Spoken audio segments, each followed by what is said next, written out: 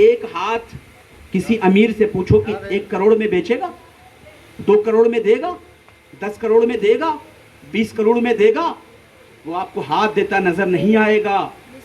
پیسہ نہ ہونا غربت نہیں ہے، بلکہ ایمان نہ ہونا غربت ہے۔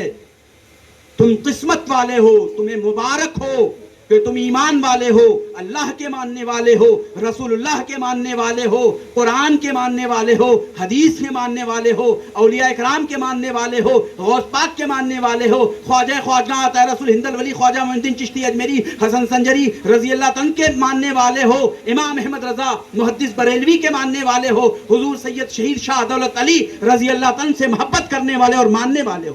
سبحان اللہ، سبحان اللہ، بہت تم ایسے عظیم ہو، تم اپنی عظمت کو سمجھو، تم اپنی عظمت کو جانو۔ انسان اگر اپنی عظمت کو سمجھ لے تو پھر ہر کام بن جائے۔ میری بہنوں، تم اپنے آپ کو پہچانو، تم عظیم سے عظیم تر ہو۔ تمہارا اسلام کتنا عظیم ہے، اسلام نے عزت دیا، کہیں بھی عورتوں کو کوئی مقام نہ تھا۔ کیا عورتوں کو ستی نہیں کیا جاتا تھا؟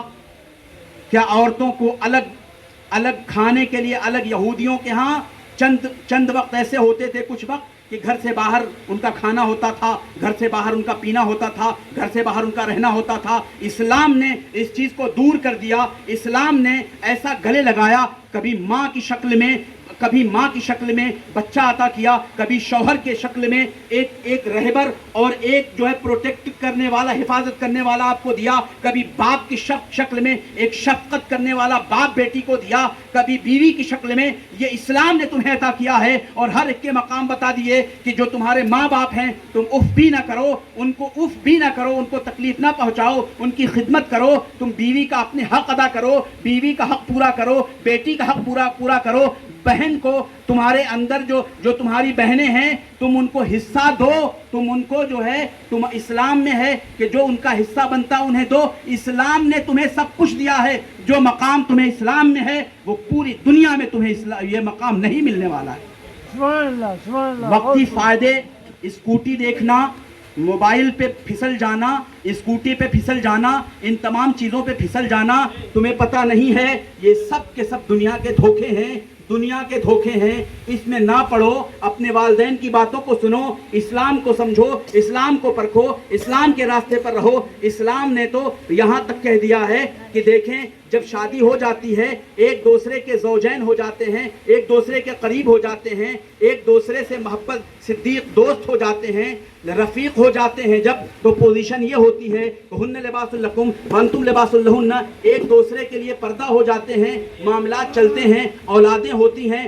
آپ کو یہ بات آپ کو بتا دوں کہ UK کے اندر اور امریکہ کے اندر تمام عیسائی یہودی لڑکیاں یہ خواہش کرتی ہیں کاش ہمیں بھی کوئی شوہر مل جاتا، کاش ہمیں کوئی مسلمان مل جاتا جو اپنے نکاح میں ہمیں لے لیتا، تو ہمیں نکاح کے بعد بیٹا ہمیں ماں کہہ کے بلاتا، ہم اسے لوریاں کھلاتے اور ہم سناتے، کوئی ہمیں جو ہے محبت سے بلانے والا ہوتا، ہمیں کوئی دادی کہہ کے بلانے والا ہوتا۔ یاد رکھو کہ جتنے لوگ بھی اپنے ہرا باغ دکھا رہے ہیں سب کے سب دشمن ہیں۔ اگر کوئی شیر اسٹرائک کر لے اور کہے کہ بکریوں کو آزادی دی جائے، بکریاں گھروں کے اندر نہیں رہیں گی، یہ ظلم ہے بکریوں کے اوپر، ہم جیسے آزاد ہیں، بکریوں کو چھوڑا جائے۔ اگر کوئی بکری کہہ دے کہ بالکل صحیح بات ہے، ہم بھی آزاد ہونا چاہتے ہیں، تو آپ نتیجہ جانتے ہیں کہ چند گھنٹوں کے بعد کوئی بکری آپ کو نظر نہیں آئے گی۔ سبحان اللہ۔ اسی طریقے سے آج الگ الگ طریقوں سے لبھایا جاتا ہے، 3 طلاق کی باتیں کی جاتی ہیں اور تمام باتیں کی جاتی ہیں۔ یاد رکھو کہ اسی 3 طلاق نے آپ کے معاملات کو سنبھالا ہوا ہے۔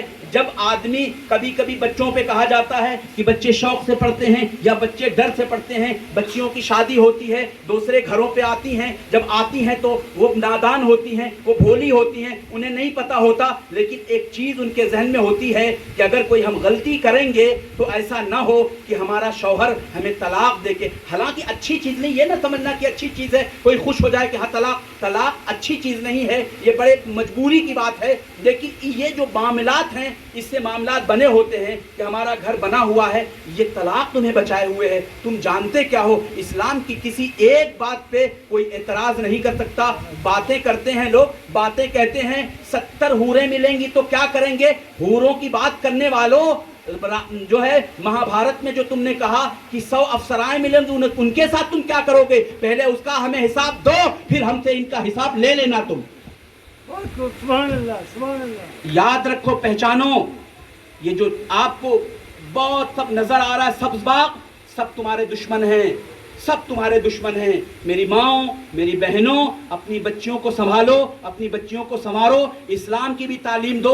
بڑے بڑے پورے یو پی میں بڑے بڑے بچیوں کے مدارس کھلے ہیں، ان 2 3 4 سال 5 سال کی بات ہے، ان کے ہاں بھیج دو، وہاں حدیث پڑھا جاتا ہے، وہاں قرآن پڑھایا جاتا ہے، وہاں قرآن کی تفسیر پڑھائی جاتی ہے، وہاں بچیوں کو ادب سکھایا جاتا ہے۔ جو بچیاں کالج میں پڑھ کر کے ماں باپ کا ادب احترام نہیں کرتی، شوہر کا احترام نہیں کرتی، سسر کا احترام نہیں کرتی، ساس کا احترام نہیں کرتی، وہی بچیاں جب مدرسوں میں جاتی ہیں تو ساس کے لیے بھی وہ ہاتھ باندھے کھڑی رہتی ہیں کہ یہ کوئی اور نہیں ہے، میرے سرتاج میرے شوہر کی ماں ہے تو یہ میری ماں ہے، میرے شوہر کے والد ہیں تو میرے والد ہیں۔ جو رشتہ مدرسے کی بچیاں تمہیں نبھاتی ہوئی نظر آئیں گی وہ کالج میں پڑھنے والی بچیاں نہیں نبھا سکتی۔